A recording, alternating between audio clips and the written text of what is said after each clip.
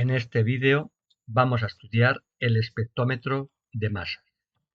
Es un dispositivo que sirve para determinar la existencia de isótopos de un elemento químico y su abundancia en la naturaleza. También sirve para determinar la composición química de un compuesto y la distribución de las moléculas de una sustancia en función de su masa. Con el espectrómetro de masas se pudo comprobar que el magnesio natural está compuesto por tres isótopos: el magnesio 1224, es decir, número atómico 12, número másico 24, el magnesio 1225 y el magnesio 1226, pero no en igual de proporción cada uno de ellos.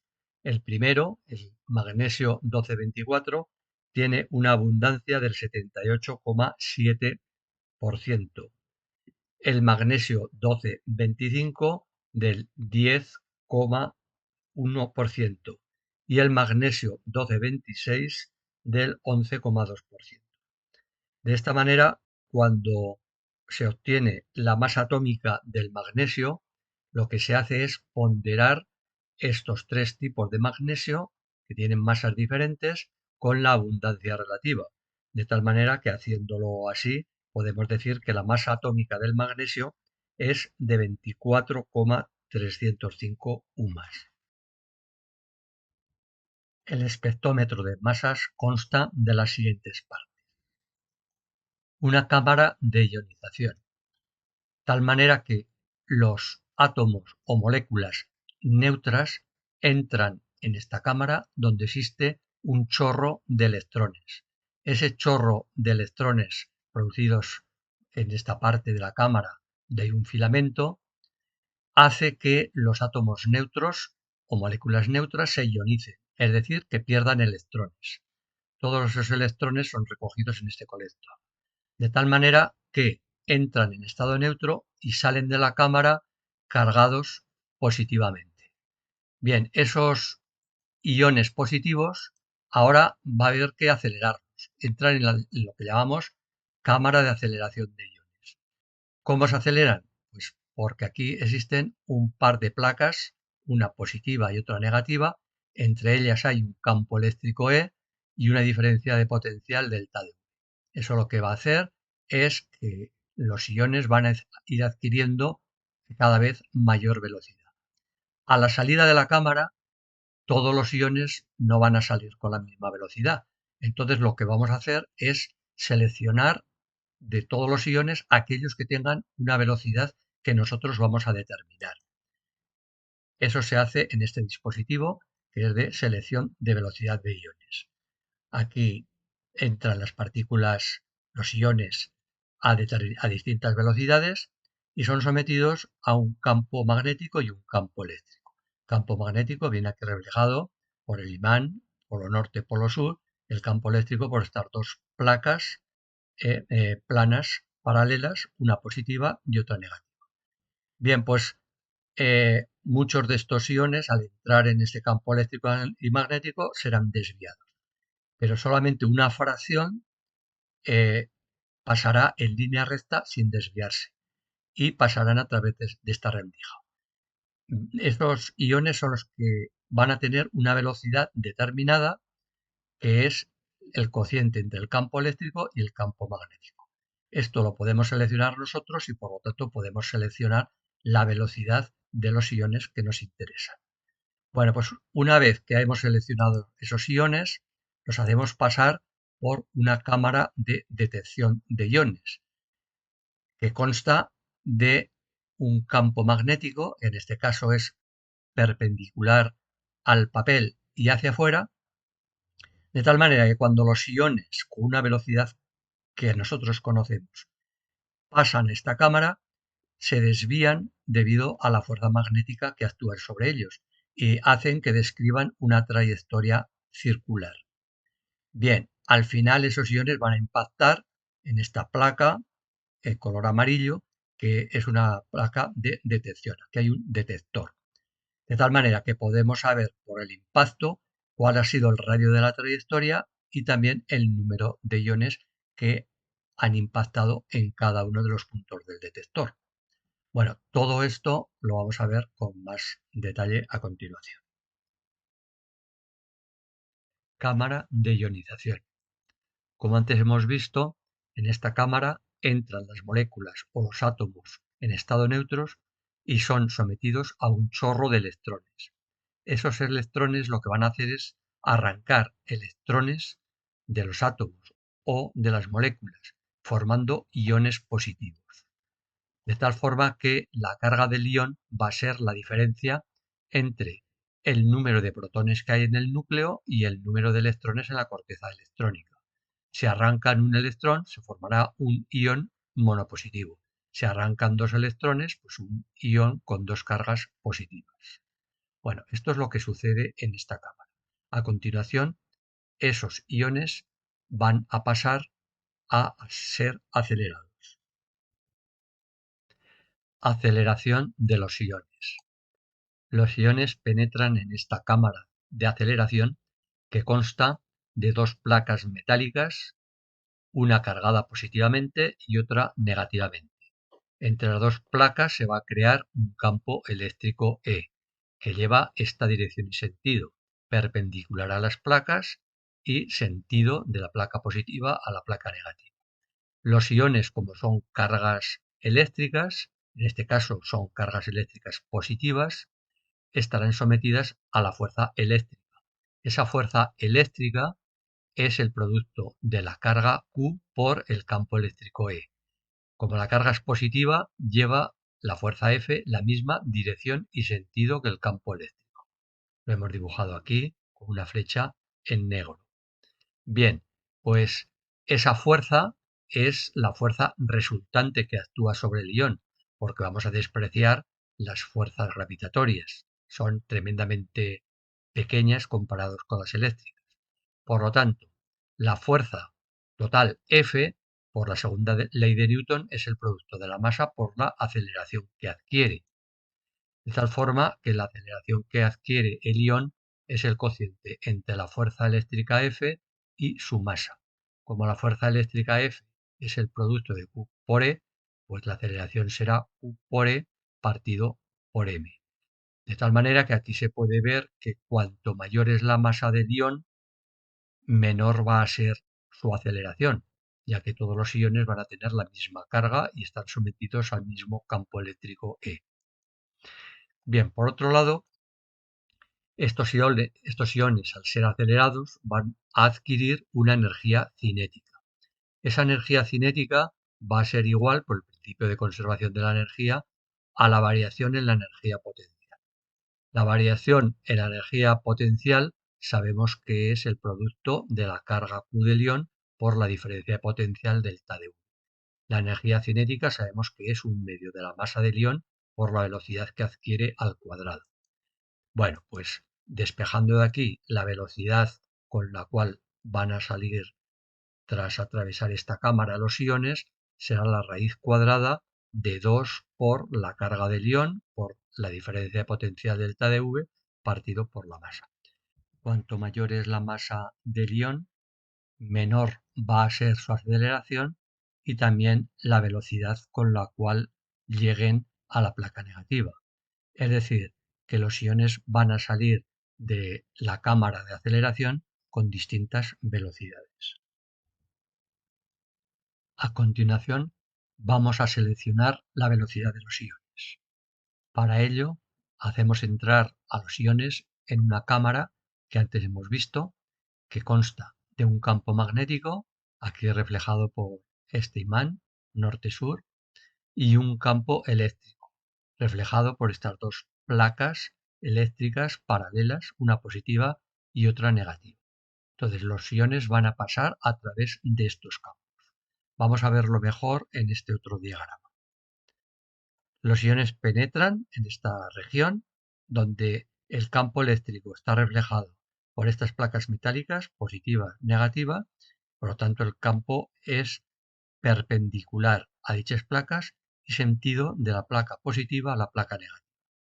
Por otro lado hay un campo magnético que aquí está representado por estos puntos, que significa un campo magnético cuya dirección es perpendicular al papel y sentido hacia nosotros, hacia afuera. Bueno, pues al atravesar los iones estos dos campos están sometidos a dos fuerzas, la fuerza eléctrica y la fuerza magnética. La fuerza eléctrica ya sabemos que es el producto de la carga del ion, que es positiva, por el campo eléctrico E. Por lo tanto, la fuerza eléctrica lleva la misma dirección y sentido que el campo eléctrico E. Es decir, lleva esta dirección y sentido.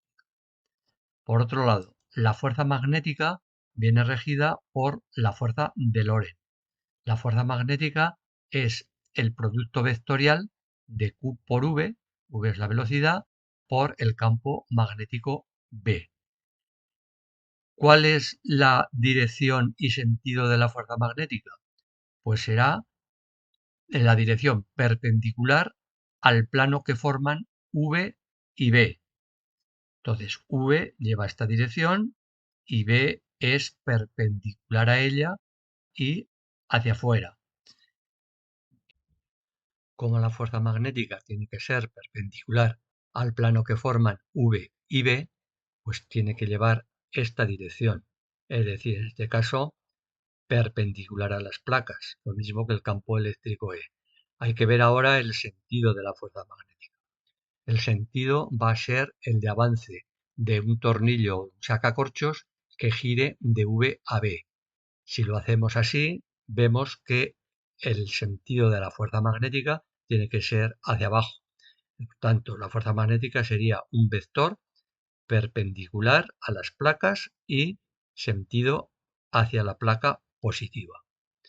También se puede ver la dirección y sentido de la fuerza magnética utilizando la regla de la mano izquierda. En este caso vemos que los tres vectores, fuerza magnética, campo magnético, velocidad, vienen representados por tres dedos de la mano.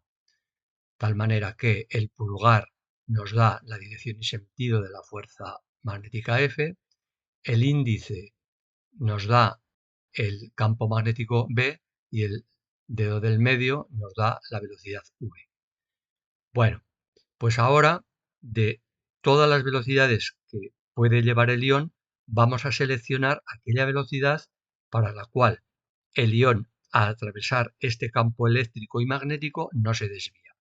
Para que no se desvíe significa que la fuerza eléctrica y la fuerza magnética tienen que ser del mismo valor, es decir, dos vectores que tengan la misma dirección y sentido contrario y el mismo módulo, para que la fuerza resultante sea cero. Es decir, que el módulo de la fuerza eléctrica tiene que ser igual al módulo de la fuerza magnética. La fuerza magnética sabemos que tiene esta expresión por la fuerza de Lorentz y el módulo será Q por V y por B por el seno del ángulo que forman V y B, que en este caso es 90 grados, es decir, pi medios. Por lo tanto, la fuerza magnética en módulo es QV por B seno de pi medios. Y la fuerza eléctrica pues es Q por E. Bien, en esta igualdad podemos dividir por la carga Q ambas expresiones y también tener en cuenta que el seno de pi medios es la unidad, con lo cual lo que nos queda es que el campo eléctrico E tiene que ser igual al producto de la velocidad del ion por el campo magnético B. O dicho de otra manera, la velocidad que tiene que llevar el ion para que no se desvíe al atravesar este campo eléctrico magnético tiene que ser el cociente entre el campo eléctrico E y el campo magnético B. ¿Qué ocurre si esta velocidad del ion no es exactamente esta? Es decir, por ejemplo, que la velocidad del ion sea menor que el cociente entre E y B. Pues si es así, lo que significa entonces que esta velocidad, al ser menor, la fuerza magnética va a ser menor. Si la fuerza magnética es menor a la fuerza eléctrica, el ion al atravesar la cámara se irá desviando de esta manera, llevará esta dirección hasta que choque con la placa negativa. Por el contrario, si la velocidad es mayor que el cociente entre el campo eléctrico E y el campo magnético B, entonces la fuerza magnética va a ser mayor que la fuerza eléctrica y la trayectoria del ion se irá desviando de esta manera hasta que choque con la placa positiva. Bueno, una vez que ya hemos seleccionado la velocidad de los iones V, hacemos pasar a esos iones a través de lo que llamamos cámara de detección de los iones. En esta cámara existe un campo magnético B, que aquí lo hemos dibujado, perpendicular al papel, a la hoja del papel, y sentido hacia afuera. De tal manera que cuando los iones que llevan una velocidad V penetran en esta cámara, son sometidos a esa fuerza magnética. Esta fuerza magnética, que viene determinada por la fuerza de Lorentz, cuya expresión ya conocemos, tiene que ser perpendicular al plano que forman el vector velocidad V y el campo magnético B. El vector velocidad V es tangente a la trayectoria en cada punto y F tiene que ser perpendicular a esa dirección y también a la dirección del campo magnético B. Como hemos visto antes, la fuerza magnética llevará esta dirección y sentido. De tal manera que esta fuerza magnética, que es la fuerza resultante, es decir, la fuerza total que actúa sobre el ion, actúa de fuerza normal o centrípeta, que va a hacer que la trayectoria que lleva el ion dentro de esta cámara sea un arco de circunferencia. Esta cámara también lleva un detector que nos permite ver en qué punto se produce la colisión del ion y cuántos iones van a colisionar en ese punto. Bien, teniendo en cuenta todo esto, diremos que la fuerza magnética que actúa sobre el ion es la fuerza centrípeta y por lo tanto el producto de la masa por la aceleración centrípeta. Bien, vamos a considerar ahora los módulos de esta fuerza. La fuerza magnética, sabemos que el módulo será Q por V por B por el seno del ángulo que forman V y B, que es seno de pi medio. Bien, por otro lado, la aceleración centrípeta es la velocidad que lleva el ion al cuadrado partido por el radio de la circunferencia. Podemos dividir por V ambos miembros de la igualdad y despejar el radio de la trayectoria. De tal manera que el radio de la trayectoria va a ser el cociente entre el producto de la masa del ion por su velocidad y partido por la carga del ion Q y el campo magnético B. Teniendo en cuenta que la velocidad con la cual penetran los iones es la misma, V, la carga también es igual, todos ellos, Q, y el campo magnético B también es igual, es constante, pues resulta que el radio de la trayectoria va a ser directamente proporcional a la masa del ion. Cuanto mayor sea la masa del ion, mayor va a ser R. Bueno, pues este detector nos va a permitir el determinar en qué posiciones impacta cada uno de los iones. Normalmente lo que se mide es la relación entre la masa y la carga del ion, es decir, el cociente entre su masa y su carga, que es igual al cociente entre el producto del radio de la trayectoria que lleva el ion dentro de la cámara de detección por el campo magnético B y partido por la velocidad del ion. Bien, como hemos visto antes, como B es constante y todos los iones llevan la misma velocidad, pues la relación entre la masa y la carga del ion es directamente proporcional al radio R de la trayectoria que describe. Bien, estos detectores no solamente nos permiten ver dónde ha impactado el ion y por lo tanto el radio de la trayectoria que ha descrito, sino que también nos permiten conocer cuántos iones han ido a parar a cada uno de los puntos de impacto y de esta manera determinar la abundancia relativa de cada uno de los iones. En este otro gráfico podemos ver lo que ocurre en el caso de que tengamos tres iones con la relación masa-carga distinta. Entonces, en la trayectoria en verde podemos ver al ion que va a tener menor relación masa-carga porque el radio de la trayectoria es más pequeño. Aquí tenemos este otro ion en violeta que impactará en este punto, por lo tanto su relación masa-carga va a ser mayor que la anterior y por último este otro ion cuyo radio de la trayectoria es el mayor, que tendrá el mayor valor en la relación masa-carga. Bueno, un gráfico de este tipo nos podría servir para analizar los isótopos del magnesio que hemos visto antes. Teníamos magnesio 24, magnesio 25 y magnesio 26. El más ligero de esos magnesios es el magnesio 24, que irían a impactar en esta posición, el magnesio 25 en esta y el magnesio 26 en esta. Como estos detectores hemos dicho que cuentan el número de impactos que se producen, podemos hacer un gráfico de este tipo para ver el espectro de masas del magnesio. El más abundante de todos sería el magnesio 24, que estaría a cerca del 80% de abundancia relativa. El siguiente sería el magnesio 25, que estaría sobre el 10%, y le seguiría el magnesio 26, que estaría ligeramente por encima del 10%. Bueno, pues de esta manera podemos saber, por ejemplo, como en el caso del magnesio, los isótopos que contiene ese elemento químico y la abundancia relativa que se manifiesta en la naturaleza. Bueno, espero que el vídeo os haya gustado y hasta la próxima.